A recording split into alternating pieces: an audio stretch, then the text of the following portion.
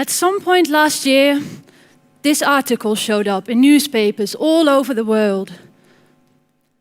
The police had taken down this massive child pornography network.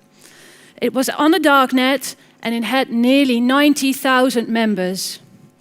Lots and lots of illegal material was shared and lots of messages were sent through the network. Every day, every hour, every second. People from all over the world were logging into this network anonymously, which makes it extremely difficult for the police to track them down. Now, some of these people only had the aim of collecting child abuse material online. Others also had the aim of abusing children themselves. Regardless, they all found this deep satisfaction in discussing their deepest fantasies and experiences with regards to child abuse online. Apparently, there's a market for this. Well, this makes me ask the question, how can we keep the world of the internet safe for our children? How can we reduce and maybe even eliminate the problem of child exploitation online? Well, that's quite a question to ask. As a psychologist, having worked directly with sex offenders previously, and now working for the Dutch National Police Child Exploitation Unit, I can simply tell you this. Unfortunately, we will never be able to eliminate every possible risk out there. However, there are definitely ways of making the world of the internet a safer place for our children. And the criminal justice system is one solution, but if we want to do more, I need the help of all of you. And in the next 15 minutes or so, I will tell you exactly what we can do and why. But first, let's go back to the basics. At one point, a website was under law enforcement investigation on which 1.3 million images were available. And this is only one website. From experience, I can tell you many, many more websites have been online. So the internet really is a great thing, but it gives us lots of opportunities, but it does have a downside as well. Because every time that offender presses that send or post button, a victim is re-victimized. Every time that picture is multiplied, re-victimization occurs. It's not really surprising then that all law enforcement agencies report massive increases in cases in the last couple of years. Canada is even talking about 233% increase in the last 10 years. So the problem seems to be growing exponentially. And of course, we can partly explain this increase in the ease with which images are multiplied and the expansion of the internet. So we're not talking about absolute numbers of growth in offenders and victims, but still we're having a problem. Well, this may sound really shocking, but it's not really surprising considering that international research repeatedly portrays that 0.5 up to even 3% of our male population has some form of pedophilic interest. I'm talking about our male population here today because that's what most research is conducted on. I'm not saying that females don't have this difficulty at all, it's just few is known about them. But 0.5 up to 3%. Consider the Netherlands. We have 8.5 million men in total. So this percentage equates with 42,500 up to 255,000 men. That's all inhabitants of a medium-sized city in the Netherlands. To make it even more concrete, I was told that there's about 200 of you in the audience today. Well, looking at you, I think there's slightly more females than males, but let's say that there's 80 males of you here today in the audience. We can all do the maths now, can't we? Statistics indicate that there will be one or two of you who are struggling with some form of pedophilic interest. And what this means is that most probably there will be someone in your environment, someone you know, someone like your neighbor, like your colleague, like your football mate, maybe even your husband or son, who is struggling with these sort of feelings. The only thing is, you don't know about it. And here we get to a notion that I really want to emphasize, because even though these percentages are massive, most of these people know that they have feelings that they should repress. So most of these people don't act out on it. They don't offend, which is great, isn't it? But the problem is, these people can't talk about their feelings because they know that they will be hated for it. I truly do believe that every person is longing for love at some point in their life. And what if this love that you really wish for will forever be impossible? That must be a really lonely situation to be in. It's like telling me, we know that you love your boyfriend and we don't minimize this love. However, you cannot act out on it ever. And on top of that, you won't be able to talk about it with anyone. So unfortunately, sometimes it does go wrong. Sometimes people do start offending. And I'm not justifying this. On the contrary, I work for police. I'm just saying that it's a logical thing to happen. So what do we do with this knowledge? Well, I think there will be many of you telling me now, you know what, let's just ban all these people from society, let's just lock them all up and let's just leave them somewhere far away from our children.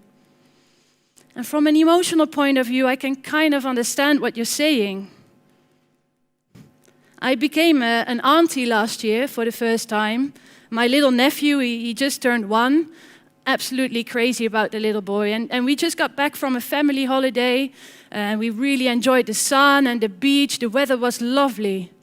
And I simply cannot imagine the possibility that my little nephew wouldn't be able to walk around in his swimming wear because some adult would be sexually attracted to him.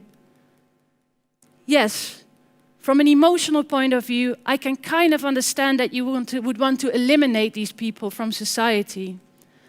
However, it doesn't make sense. And that's because we're talking about biology. We're talking about a sexual orientation, something that we simply cannot change.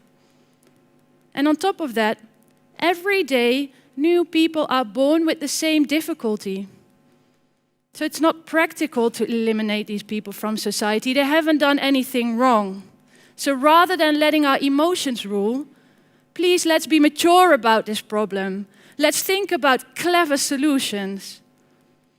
Because more importantly, this pretended solution doesn't take into account the variation between offenders and offenses. What we think about when we hear about sex offenders is what we see portrayed in the media. And the media usually reports about the most extreme cases, the real violent offenders, those people that are portrayed as monsters and less than human. You may have heard about the case of Joseph Fritzl in Austria. He locked up his daughter in a cellar and abused her for years. Maybe you've heard about Robert M. in the Netherlands. He abused 83 children within the ages of 0 and 4 in a daycare facility where he was working. I think most countries know a notorious case like that, and these are the type of cases that all our popular TV series are based on. And I can kind of understand that you would want to eliminate these type of people from society. But the problem is, this distorts our view of the factual situation. Because in fact, sex offenders aren't all those violent, gruesome men waiting in the bushes for children they can attack. On the contrary, research portrays that the great majority of children that are abused, I'm talking 70, 80, maybe even 90%, they're abused by someone they know, someone close to them, someone from their neighborhood, their family, or their sports club. And now I hear you think, yeah, but you know what, whoever the offender and whatever seriousness the crime, they should still all be punished for it. Yes. But what if this time the offender is your neighbor, your colleague, your football mate? What if this time the offender is your husband or son? What if this time the police shows up at your doorstep? I hear you think now, well, yeah, but I know my family, I know my friends, and it wouldn't happen. Not in my backyard, not in my family. And this is because we tend to think in stigmas. We tend to think that people who would do this, they're either really pathetic, lonely men spending 24/7 on the internet, waiting for children they can groom. Or they must be really psychopathic men, really violent, with no conscience whatsoever. I can tell you from experience, this stigma is simply not correct. In my career, I've seen sex offenders with a lot of life potential. Social, charismatic men. Men with no psychological disorders whatsoever. Men with jobs, with wives. Men you wouldn't ever believe to get in trouble with the police at all. Men like your football mate, like your neighbor. Men like your colleague or your husband or your son. Where I'm heading at is, we shouldn't think about this problem only from a criminal justice perspective. Yes, definitely, law enforcement is a great solution. Repression is a great solution, but it isn't always the right one. Of course, when someone has committed a lot of offenses and doesn't ever intend to stop, we should punish them. But the criminal justice system has always meant to have been a last resort, and we should keep it that way. Think about this 18-year-old who took a nude picture of his 15-year-old girlfriend and then shares it with a friend who sends it to the whole school. Yes, definitely, we should have a proper conversation with them. But should they really learn the hard way? Should they have a criminal record for the rest of their lives? What about this 20-year-old? Silently been struggling for a couple of years now with pedophilic feelings, and who is now thinking about approaching children online. Don't you think that someone like that would be better off if we were willing to speak to him? If we were willing to help? If we would want to listen and help him towards treatment? Consider this example. A couple of years ago, I was speaking at a conference, after which I got approached by a lady, and she had a 5-year-old daughter who just received love letter and flowers from a guy who was living in their area. Well, what this lady already did was she went over to the guy's house. He was in his mid or late 30s. She spoke to him, and it turned out that indeed he was really in love with the little girl, and he couldn't hide it no longer. She spoke to him, she had a really good conversation, and she convinced him to find psychological help. And what she asked me was, shouldn't I be concerned now? I'm really worried now to let my child play on the street. Well, I can completely understand, definitely. But what I told her was, at least now you know where the dangers are. And now you can manage this risk. Maybe you've prevented this guy from starting to commit crimes at the first place. 0.5 up to 3%. There's many, many, many more people struggling with these feelings. We just don't know where they are. I can assure you that law enforcement is working really, really hard every day to get a grip on this problem. There's a great focus on prioritization and working on the most dangerous offenders, the most extreme cases. And to get back to the newspaper article that I showed you in the beginning, I started with a bit of a negative vibe because I wanted to make you aware of the problem that we're facing.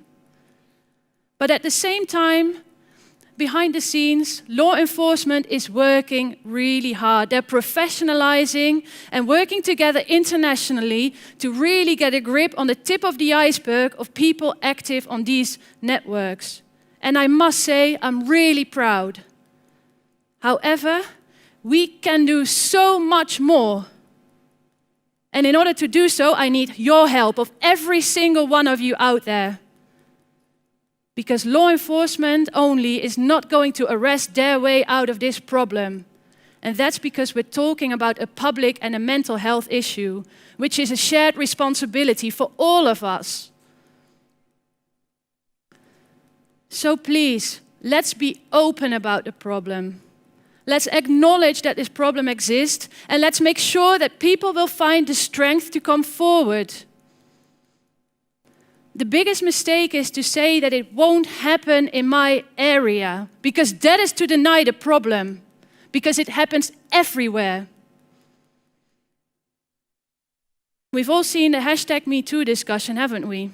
We never thought that this was such a big issue until people started to step forward. And then the problem portrayed itself in all its varieties. So how can we be open about the problem now? How can we break the taboo? Well, first of all, let's stop with hate. Let's stop with negative vibes in the media, and let's stop with throwing rocks at offenders' houses, because it's not going to take us anywhere. It's never going to solve this problem. But rather, please, let's be rational about this problem. Let's talk about it. Let's be open, and let's be a mature society. What if your son would approach you one day and would tell you that he's struggling with pedophilic feelings? Would you beat him up? Or would you want to help? It's only with this openness that people will find the strength to come forward, and that people will find the help they need. And I truly do believe that this will bring us one step closer to prevention. However, as for me, if this talk or even my daily job helps to saving only just one child, for me that's a solution in itself. Thank you very much.